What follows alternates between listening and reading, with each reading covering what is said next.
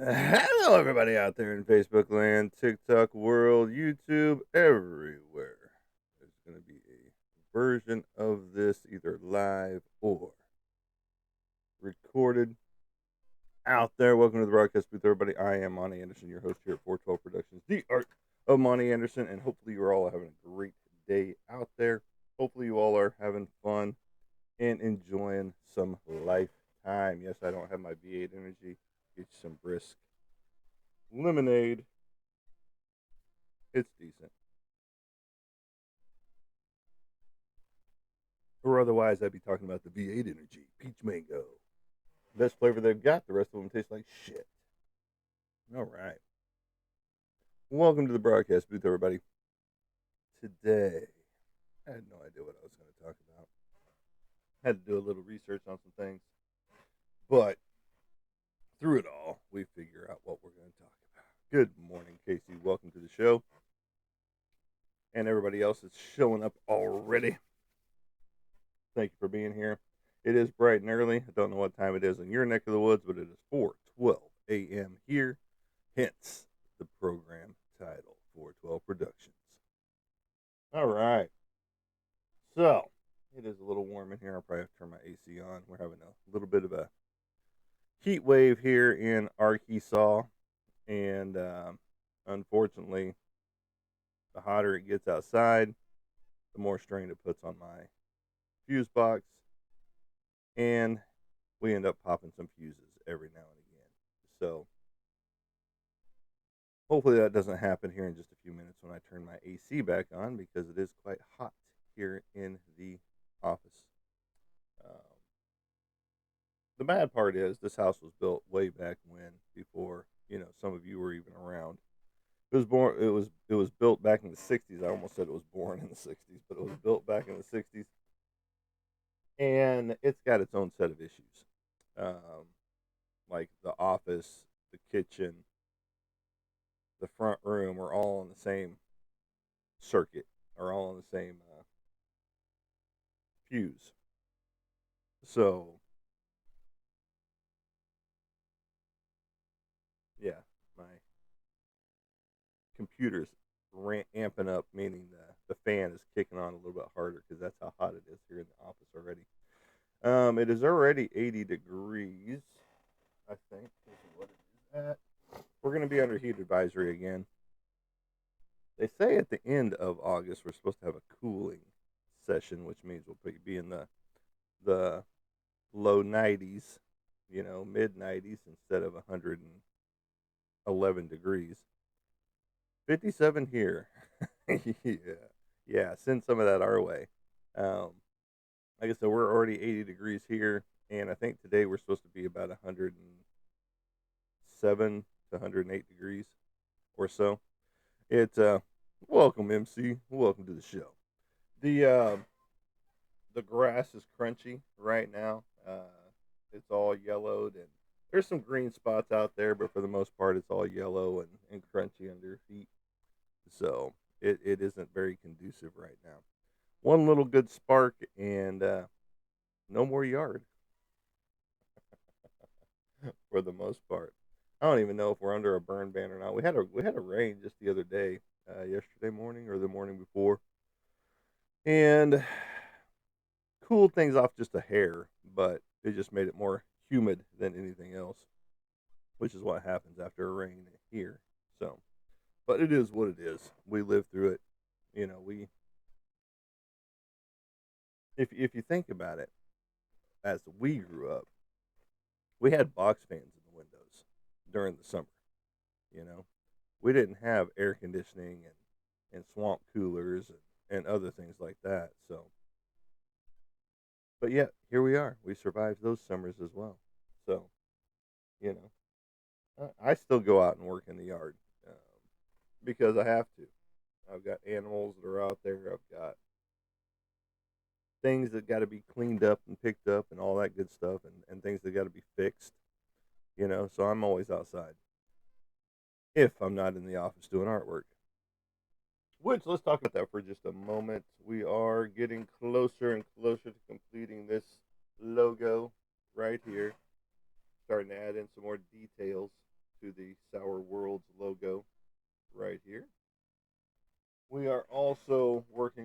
Chisholm opening scene, if you know what I'm talking about. John Wayne film. A very iconic opening scene with John Wayne sitting on the horse by this big tree right here as it pans into him, from that movie Chisholm.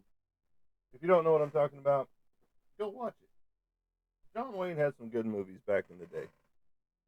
I know a lot of people have controversy over him and things of that nature. And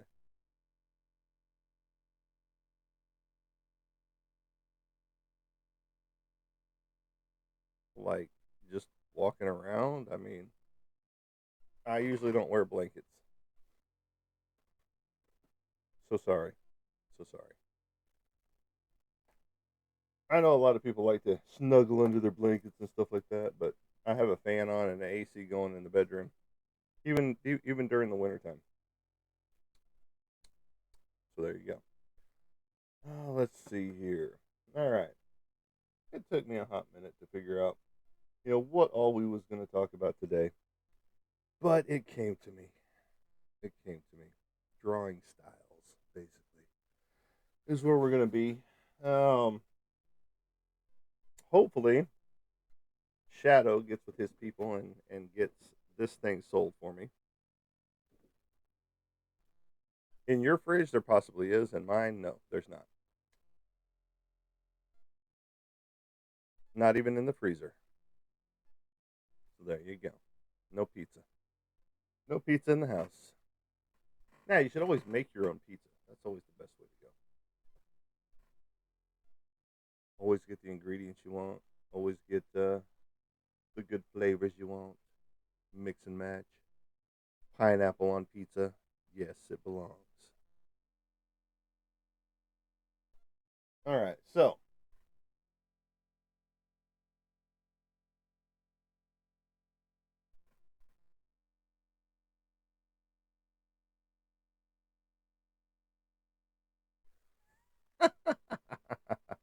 you must be lonely. That's why you peruse TikTok. But no, there ain't no loneliness here. I do have a girlfriend, thank you very much. And she helps me with the homestead. So there you go. All right, so why are there so many styles when it comes to artwork? Because everybody emulates somebody. And then people get their own style after a while.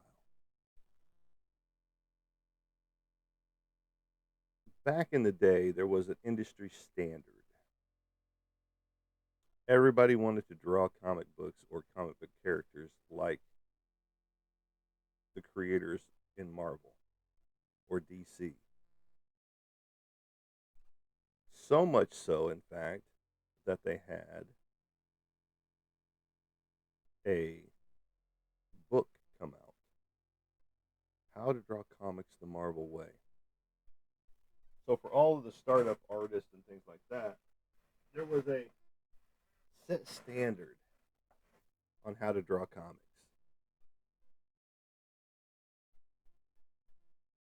Every kid wanted to emulate.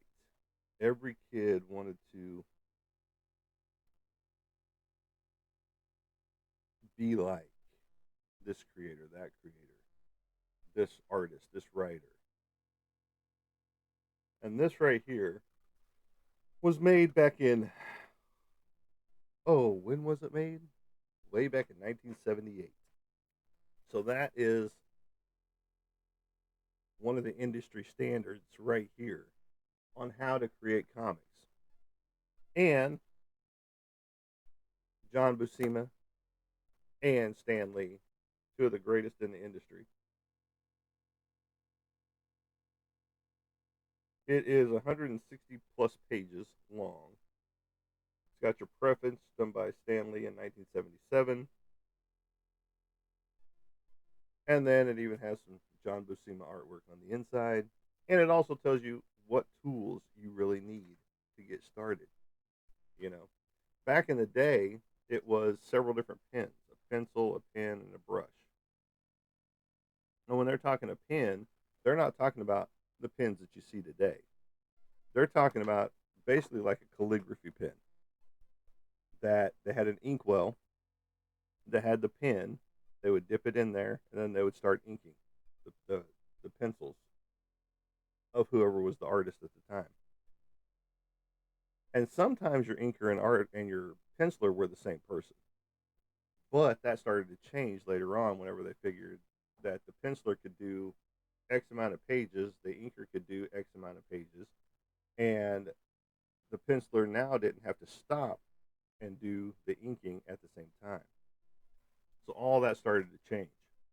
You have an eraser, you've got your India ink, your white opaque paint, which meant if I fucked up somewhere, I get to cover that up with the white. A glass jar, of course, for the water to get your ink out. Push pins. Now, before painter's tape came along, they used push pins on their paper. That means the corners, whenever somebody would do a 11 by 17 piece, I was just looking up here because, and I'll just show you right here, these pages right here are basically how the comic pages are set up. Right there. That's how the comic pages are set up. And they would put push pins in the corners of the page to hold it in place so that if they had their straight, even keel lines going, which this obviously doesn't because everything is chaotic in these pictures, then their straight edge was always the same, no matter where they were on the table. Meaning that they take their T-square, which I don't see mine in here right this moment, and they lay it on their drawing table, which was perfectly squared because it was manufactured. And you did that, well, all of your lines would come off of that one center line, that straight line. So you had all that good stuff. You've got your rulers, you've got your T-square, you've got your illustration paper, which was 10 by 15. You've got your drawing board, which was any surface, basically. You had your ink compass, which is this setup right here. Probably made about the same era. But right here, see this little nib right here? You would dip that in the ink, put it down, and then you would create your circles with it. And your ink would come off of that piece right there.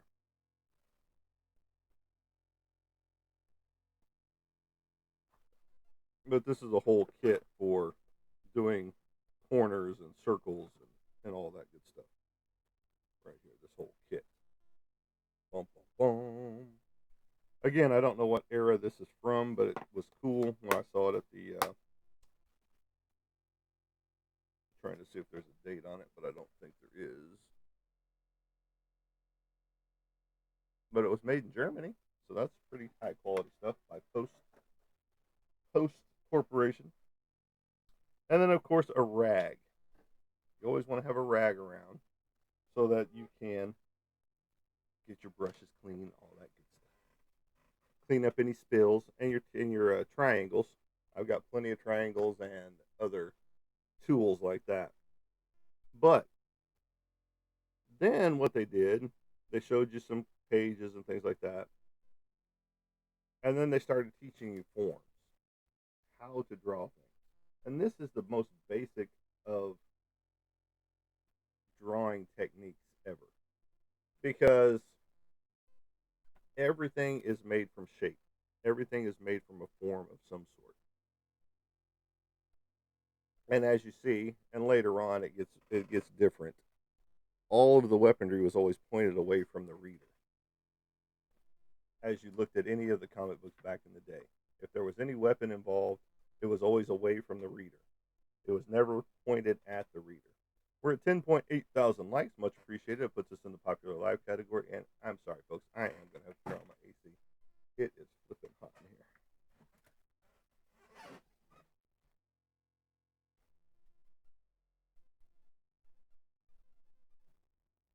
I'm just hoping we don't blow a breaker while we're on.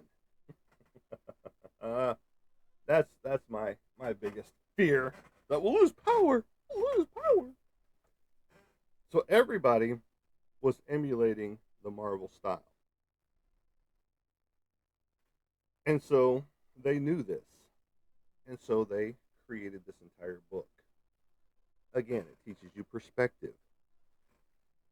It teaches you interior perspective, where your focal line is,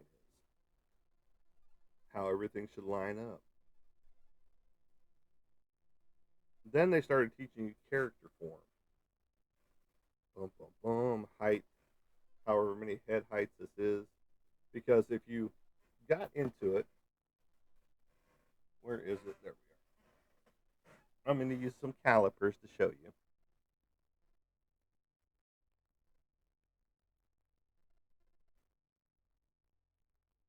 Okay. So, when I talk about head height, see the head here? It is, I'm a little bit off. Right there. You got the head height. Well, everything is based off the head height except for this little bitty spot of the neck.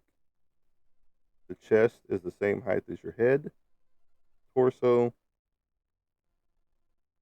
abdomen area, thigh, knee, calf area, down to your ankle.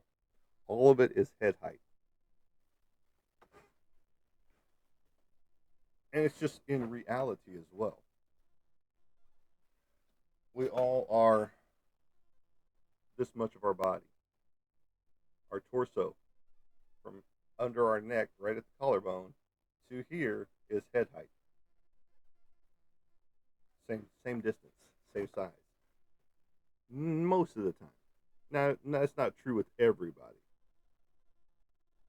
But the way they broke it down was if your head was this big, then it's going to be this big, unless you get into body styles like these, the Thing, the Kingpin, and things like that. Then that changed a little bit. Their chest was bigger than the head, for the most part.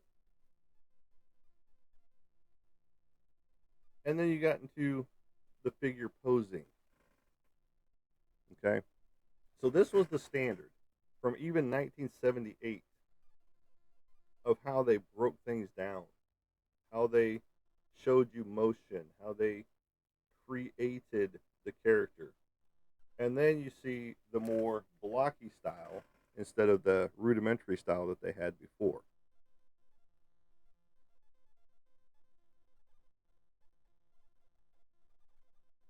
Right here.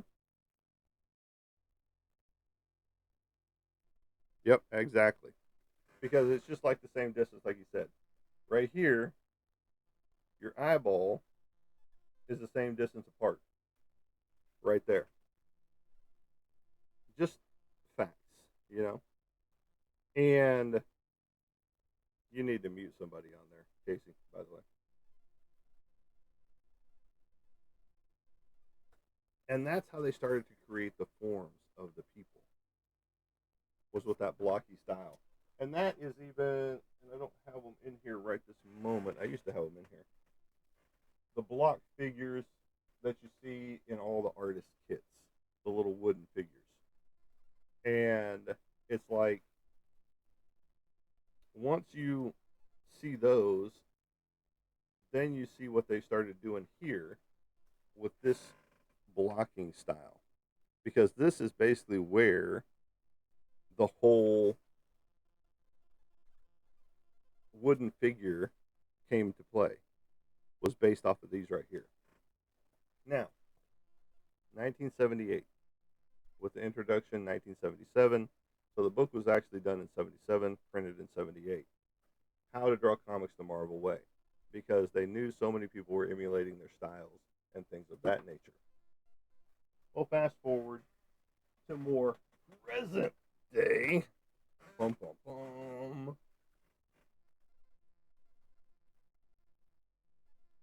We're going to pull this one out of this massive stack of books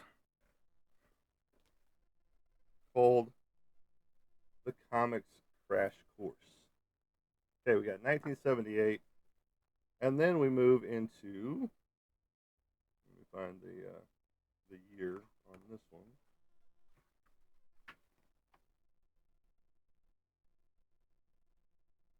2004. So 1978, 2004. Of course, they do a forward in there. The characters look completely different, yet very oddly similar. Now, in that amount of time from 78 to 2004, not much changed when it came to the tools of the trade. Now, these pencils are cool that these go into right here, the mechanical pencil right here. They're just a pain in the ass because you can't find the little cups anymore that sharpen the pencil and all that good stuff. And they use the non-photo blue ink, meaning they're drawing straight on the paper with this blue pen that doesn't rephotograph. That means whenever they copy it, that blue never shows up unless it's super, super dark. They even incorporate a light box with theirs because tracing became a big deal later on. You got white correction, you got black grease erasers, you got toothbrushes, you got radiograph pens, which I still have a whole slew of these sitting in a drawer somewhere. And then your different pen nibs right here, the same style that they used way back when, right there. Now, when you get into it, they too start teaching you the basics that Marvel taught you back in 1978.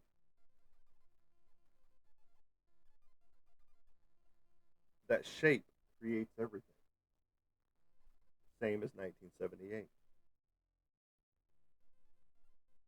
Then all the shadowing and things of that nature as well as 1978. So even though things have changed and times have changed, things have relatively remained the same. Because look at the style. You've got your basic, like they showed you in the other one, the posing, and then it starts getting into the block style, just like you saw in 1978. So not really much has changed over that. Now,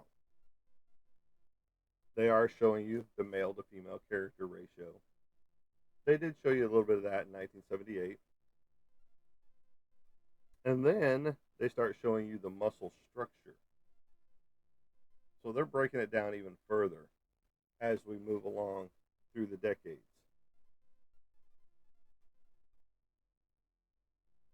But so many people, their styles came from reading a comic book, trying to emulate some of the big names that they saw.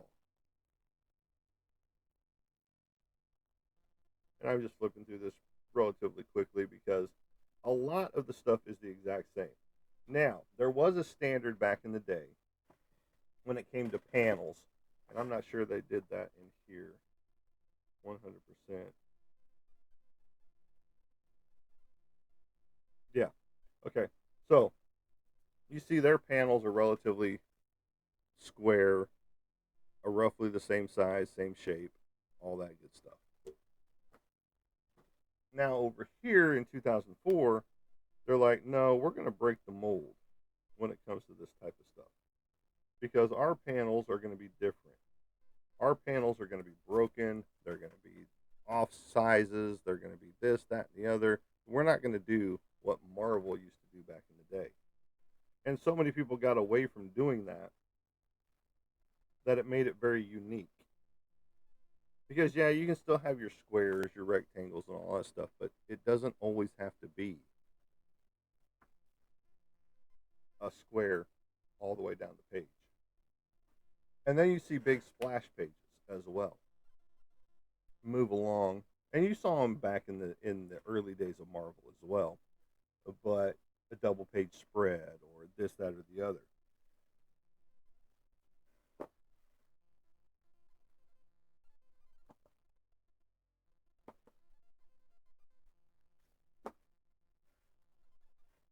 You got People in Poses by Buddy Scalara. This one was done in Why do you guys make this so difficult?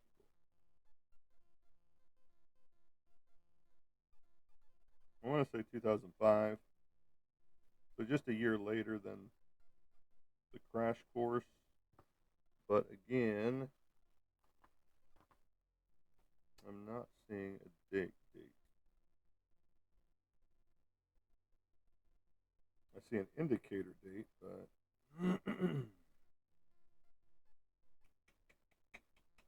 I want to say this is 2005. It even came with a disc that had plenty of pictures on it from the people that were posing in the book. So they would take all of these posing people, photograph them, and then they would start drawing them in their block form so that you had a comprehensive look at different shapes, different styles, different looks, just like all this right here. Sitting poses, lifting poses, capes, street clothes, swords, guns, fighting, wounded, flying, all this good stuff. And then it just showed you how they emulated that body style later on in the book. You're welcome. Much appreciated. I wish I would have done it out of high school, but I was 33 when I joined. And then they get into the females as well. And so this book breaks down many, many different poses. So if you got stuck on a pose, that's your own fault. Like me, I pose for most of my pictures that I do something for. Just like that Predator cover that I did. I actually climbed a tree, made the pose that I was looking for, and I did it several different times until I got the right pose. But all of these right here, so many poses to choose from. And if you can't find what you really want, make your own damn pose. It's not that hard. But they go through several different males, several different females throughout this book. And they give you a million poses that you can use, that you can emulate, that you can choose from, including fight scenes, including, whatever. But there's so many different styles out there. There's so many different ways to do it. But when you look back, everything still goes back to its basic forms. Everything goes back to the flour sack method. And I know some of you don't know what that means. But they used to use from the neck to the waist what was called the flour sack method. How a flour sack would lay whenever it was sitting up against something would create the chest and the stomach area because it would bend and fold. And they would use that as an emulation for the body. And that's just one way. Then you get into Fantasy Art by Glenn Fabry. Now this one was done back in 2005. So this one is a 2005. So the other one probably was too. Just judging by the, again, maybe not. I don't know. But he breaks it down into the different character aspects of everything. But again, he breaks it down just like the Marvel did back in 1978. And then he gives you facial expressions. If you don't have a facial expression you like, go find one. Go make it yourself. But everything, again, breaks down into the shape, the forms. And it goes back to your basic of, like this painting here. Over here, it shows you the breakdown right there. How it looked before the painting ever hit the paper. Before the paint ever hit the paper. And it's just like here. He breaks it all down of how it went, piece by piece. And these are some of the masters of the craft out there when it comes to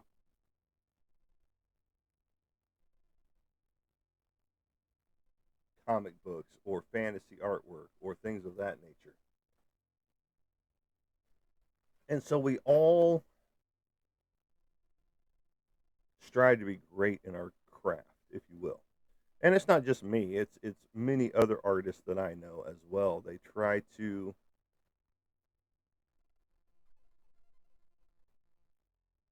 be, they just try to get their stuff out there and try to get it into your hands.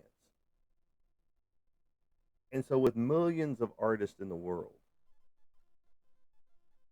if you were to see their opening pieces, how they lay them out, you're going to find a lot of similarities. Because why?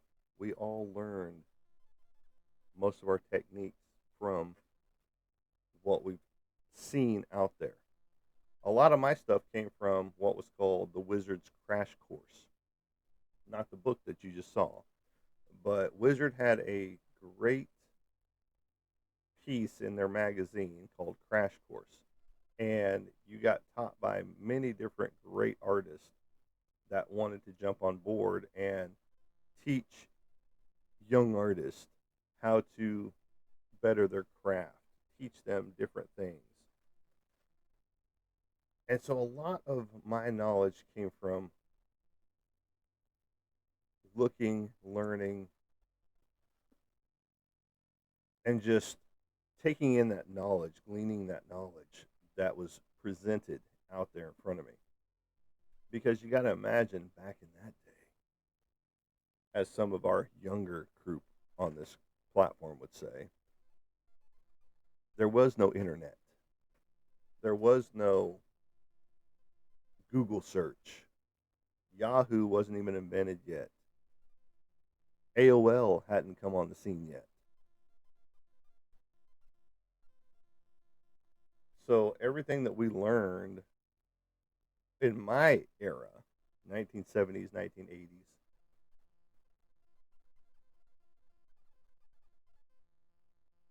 was learned from books. Just like the Art of Dragonlance. They break it down in here as well for all of the fantasy and how all of the like saddles work in all of this fantasy artwork. Because back in this was, you know, breaking it down to its rudimentary forms for horses and dragons and excuse me, and things of that nature. But they would break it down from, like I showed you before, all the different. And I used to have some of these books, and I miss them, to be honest. I used to have a lot of these fantasy books of Dragonlance or, you know, things like that that had all the cool artwork, on the front.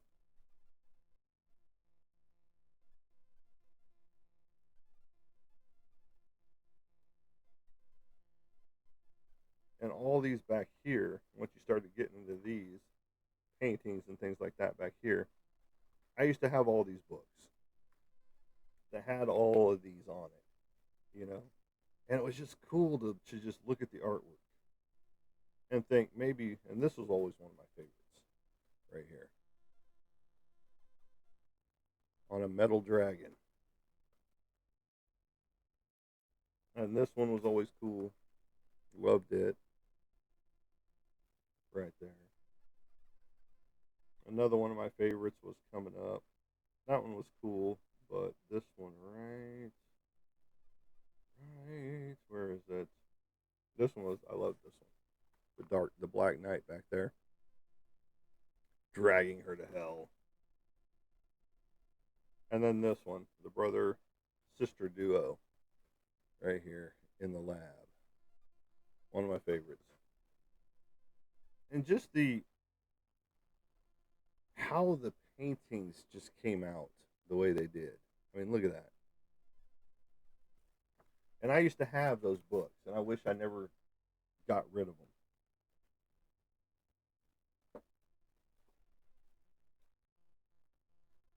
Another Buddy Scalara book. of women and girls. Again, he is very distinct on, and it just goes through many different women in many different poses, and then how he drew them out, in each different pose. Yes, they are clothed, so don't get excited out there. But then again, it came with the disc as well. Steve Miller, not the Steve Miller Band. Oh, look. Welcome, Roy. 35 minutes late. And this is How to Draw Fantastic Martial Arts Comics. So they show you, more of the. Still showing you what pencils and pens and things like that to use. Things like that. What up, Shadow? Welcome to the show. And so everything is still the same as it was in this book back in 1978.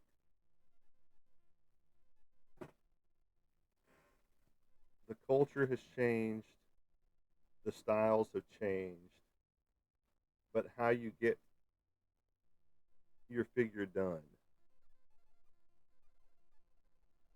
is very, very similar and practically the same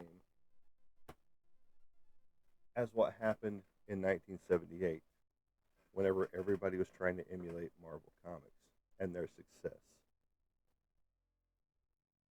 And that still rings true today.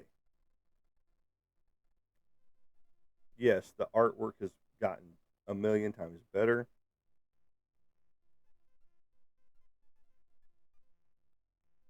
The people that draw these things on a regular basis have gotten cooler.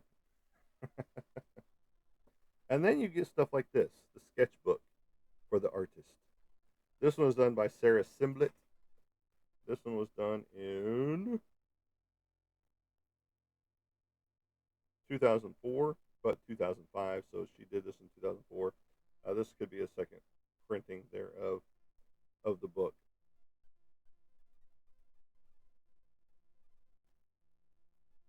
It's just showing you many different styles of how things came to be, all the way back to Da Vinci's time.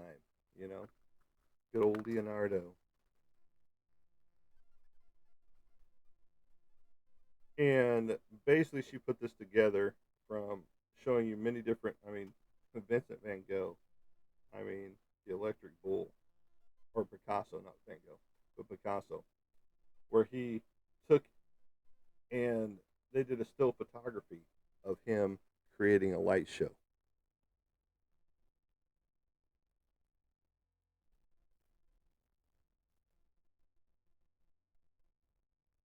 They talk about the postures and grips of different things. They talk about the different papers that you can get, to create. They go into animals, breaking it all the way down to the skeletal form, to a horse. And the list goes on and on through this one. They talk about the pen and ink, all the different styles that you can use and how it looks. Capturing a character, sleeping dogs, turtles. I mean, the list goes on of what they go through. Graphite and erasers. I mean, they talk about each and every element. And that goes more in depth into how to do your shading, how to do this. Hey, I was thinking of buying a book about medical herbs when I get my home study going. That's awesome. That's a good thing to have, um, because medicinal herbs are all around you if you really think about it. What is it? The Indian footprint is one that's really good. The the wild lettuce that we talk about here on a regular basis. If Stormy was here, or Storm was, what the flip?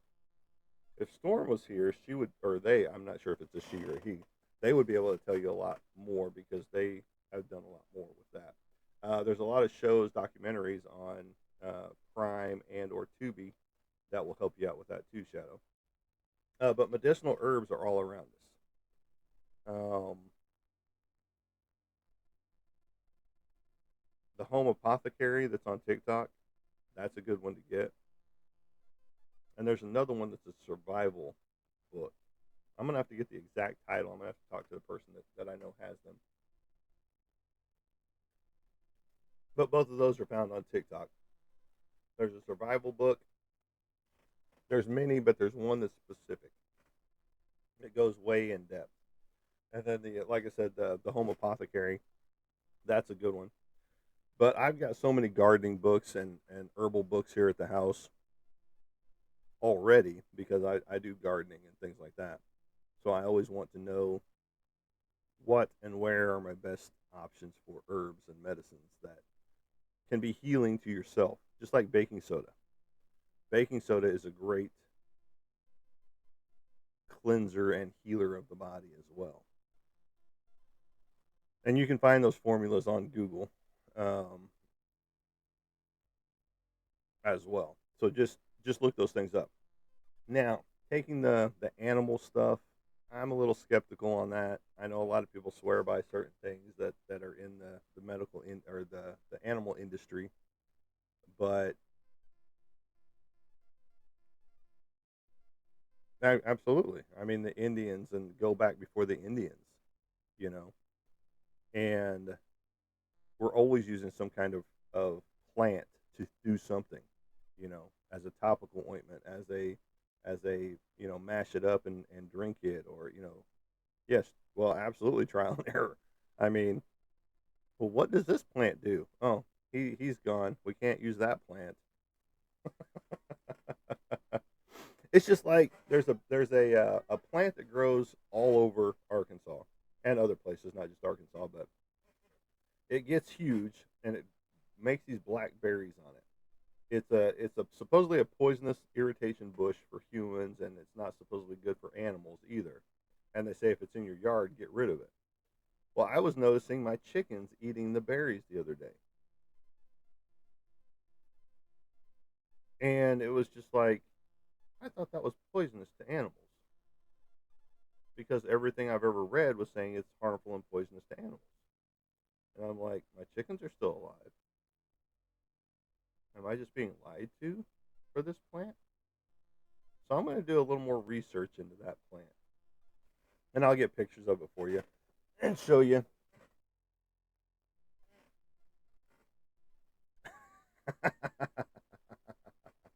That's a great line. And speaking of great lines from a movie, does anybody remember the 1984 great classic, cult classic, Ice Pirates? One of my favorite movies, and I forgot about it until I was just thinking about it the other day. And watching all these sci-fi movies that I've been watching and things like that on Tubi. You'll never get me gold. And I got to thinking about it, and I was like, what was that movie? And so I was getting ready to type in the search, and then boom, it came to my mind, Ice Pirates, because I knew it had pirates in it, and it had Robert Ulrich in it. It had Ron Perlman was in it. Had a bunch of other actors from back in the day in the 80s and 70s and 80s, and it was just like it was a fun, campy movie for a sci-fi flick. Because what had happened was they had actually had a big budget for it, but then things happened and they had to do budget cuts and things like that. So then it became just a spoof of the. Now we're losing some. We're at 30.1 thousand likes, and so once the budget cuts started happening, it turned into a spoof of what they wanted it to originally be. I mean, it involved space herpes. Oh my gosh. It's a great classic. If you've never seen it, go check it out. Ice Pirates is the title. I'm going to be looking for it today to see if I can find it. And it's just a great classic cult film. It is campy. It is on the funny side, um, but it's worth the watch for a 1984 sci-fi flick. Because back then the sci-fi flicks were just great. They remember to hydrate. Absolutely in this heat. Um, yeah, we're supposed to, like I said, I think we're going to be up to another 107 to 108 degrees today. Uh, got to keep the ponds filled. Got to keep the animals watered outside. The chickens and things like that. The ducks, the geese. They got a nice little pond to be in.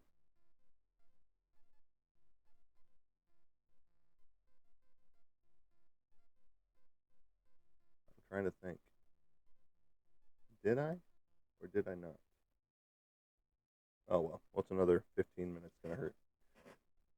Um, so if you haven't seen it, go check it out. Ice Pirates, great movie. It's about a wasteland that water has become the most, you know, precious commodity in the universe, and there is a supposed planet that has an abundance of water, and they're trying to get to it before somebody else does.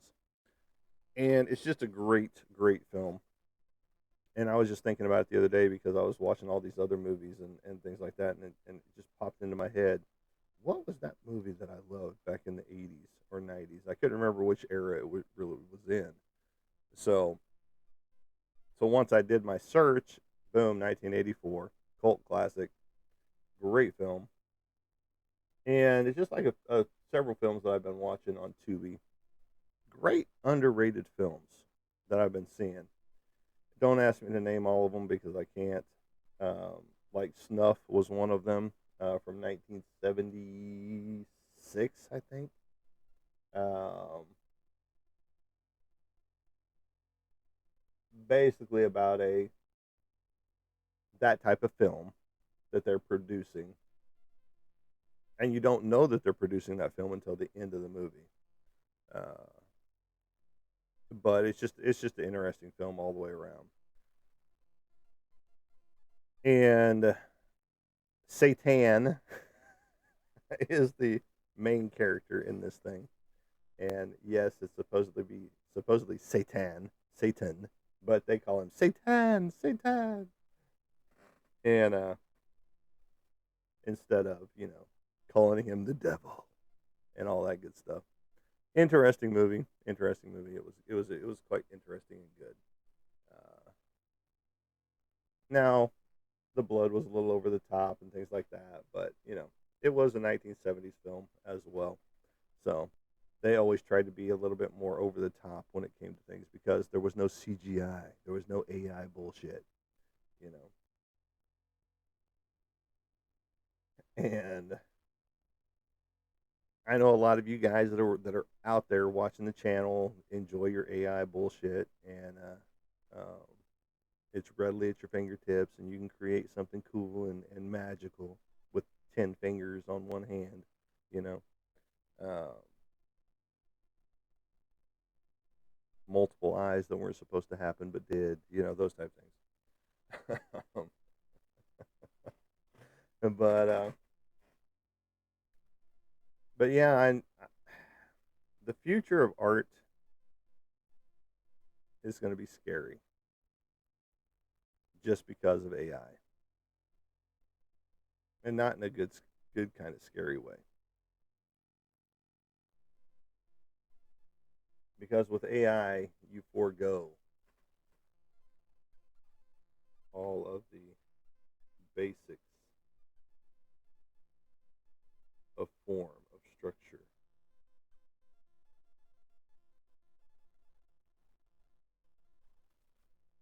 You forgo all the you forgo all the fun that goes into drawing. Now you just pick up your keyboard and typity type, typity type, typity type. Oh look, I created a pretty picture. While you're living in your mom's basement, snorting some candy craze or something, I don't know. And it's just like, let's get back to the 70s and 80s movies, even some of the 60s movies. Let's get back to the artwork the way it used to be.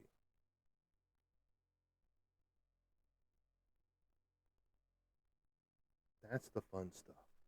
That's the fun stuff in life. It's just like redoing this logo from AI slop. They created their logo in AI, but he wanted my spin on it. And so that's where we're at with the logo that I'm working on. This little piece right here. You know. Yes, it's on the thin canvas board. It's not on the canvas. But he's already enjoying the process. Air cheers to you too, buddy. I don't have any V8 with me right now. I've got my brisk lemonade. Dun, dun, dun. Because I don't drink tea, and all the rest of their stuff is tea. Except for their fruit punch, which is a different thing as well. It is not a tea either. So, because their stuff says brisk, and then it says tea on it, where the juice drink is, or whatever it says on it. They have 2 juice drinks, and the rest are all teas. But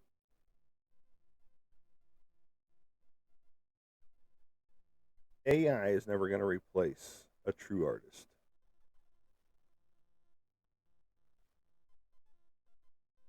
AI is never going to replace a true musician. AI is never going to replace a true author. And the list goes on and on.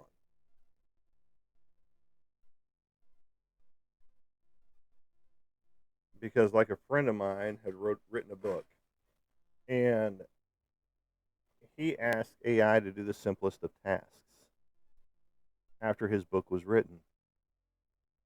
He asked it to put his book in order via chapters. He said it couldn't even get that right. And it added multiple chapters of the same chapter throughout its chronological order of putting the book together. And I hear that a lot with people that try to use AI. And that's including the younger crowd, not us old folks that could care less about AI.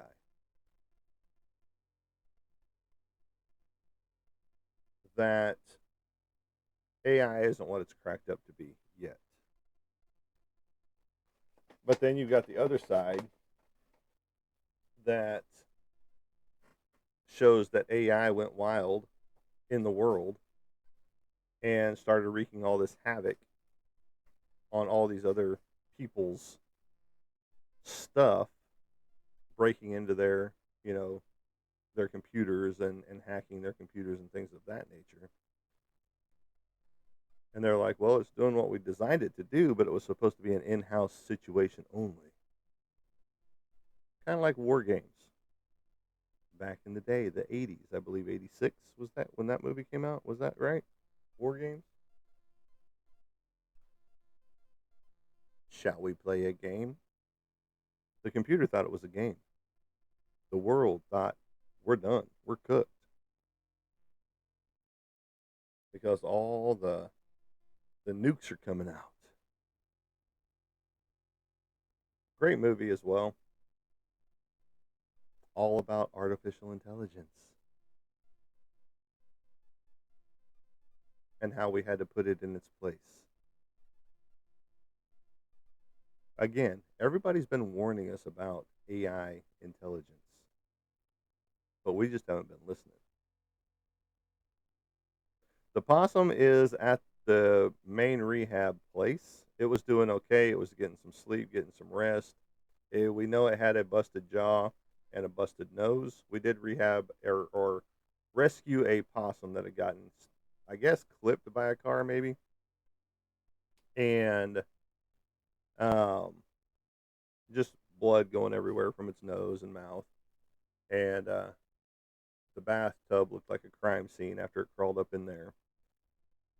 And but it was getting some rest while it was here.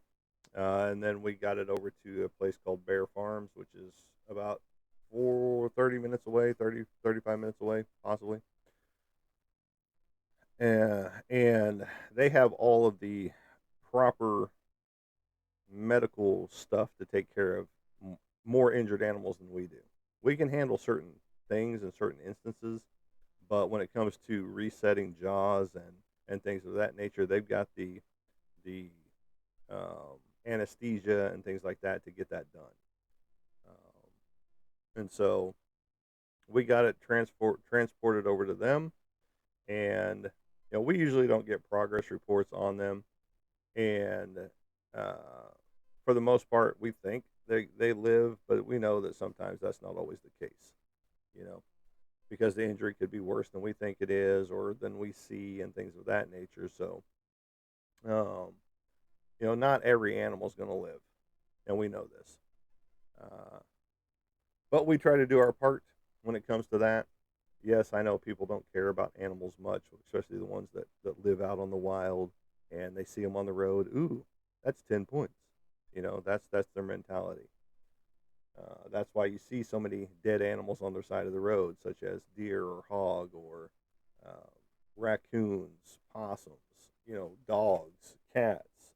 I mean, I've seen kittens on the road that people have just, run over. And, it's garbage humans is what it is when it comes down to it. Because all it takes is, a few seconds to move out of the way of that animal or to slow down a little bit once you see it. Because you can see the eye shine. Good morning, Tammy. How are you today? Getting ready to head to work? Is that or are you on your way to work?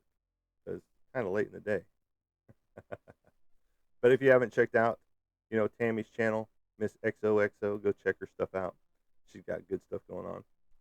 Aw, we are the Doctor Doolittles, or try to be every now and again. Now we're not as good as Doctor Doolittle because again we don't have all that technology and equipment here at the house to do all that kind of stuff. But we do our part, you know. Absolutely, Tammy. You've got some great stuff over there. Absolutely, and that's what I was talking about. Ooh, 10 points, you know. And it's like, why? No, you're the best. And it's just like, why do you got to be a garbage human and try to hit an animal?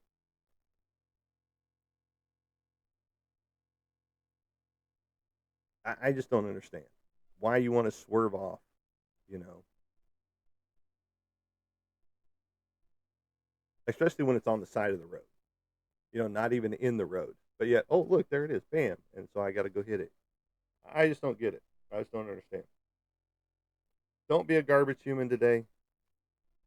Live life, let animals live, you know. And I'm glad there are some states that are taking action on things of that nature, such as, leaving dogs in hot cars, or, you know, all the different things. If you're caught dumping animals, you're going to be thrown in jail, those type things. Spay and neuter. It's very simple, you know.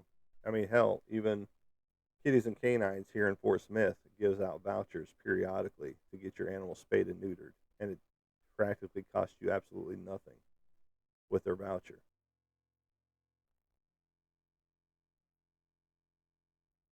But that's not the way of the world. Not the way of the world. We've talked about a lot of stuff today. Didn't know what I was going to talk about today at all, and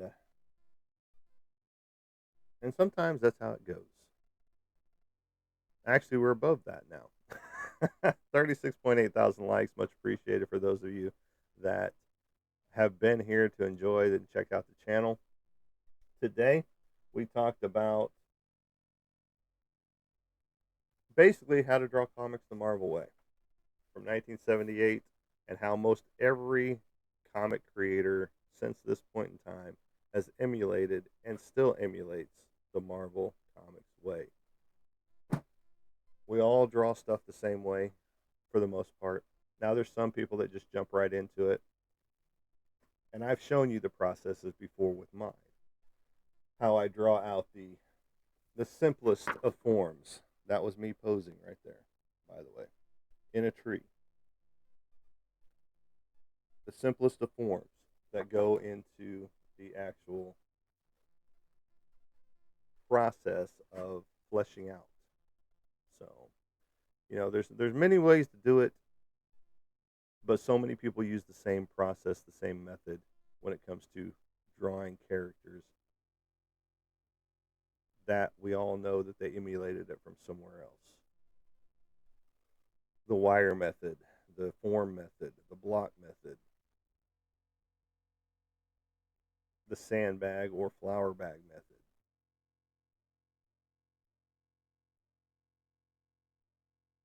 We can all look back at our beginnings and see where it all started. We can all look back to see how it's gone since day one of learning to draw.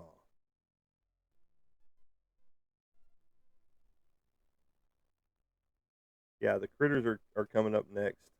I got some piggos that'll probably want to go outside, and later on, the birds will want to come out to play out in the heat. Do I wish it was cooler? Do I wish I lived in Alaska? That'd be fun. But I wouldn't be able to have all the animals I have right now. Absolutely not.